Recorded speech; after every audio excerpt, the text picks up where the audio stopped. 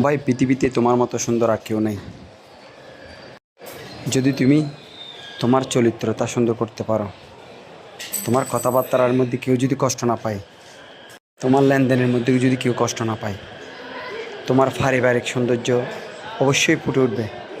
তুমি তোমার সৌন্দর্য তুমি নিজে দেখবে না, আরেকজনের আচরণ দেখে তুমি তোমার সৌন্দর্য অনুভব করতে পারবা।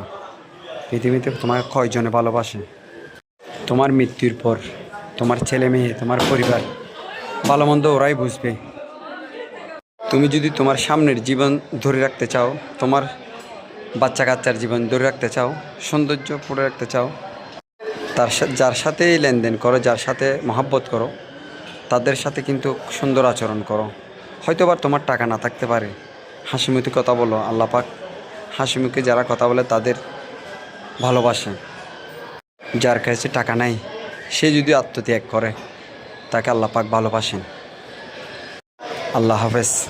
সবাইকে ধন্যবাদ। ভিডিওকে বেশি বেশি শেয়ার করবেন, নিজে দেখবেন, অন্য ভাইকে দেখার সুযোগ করে দেবেন। আসসালামু আলাইকুম ওয়া রাহমাতুল্লাহি ওয়া বারাকাতুহু।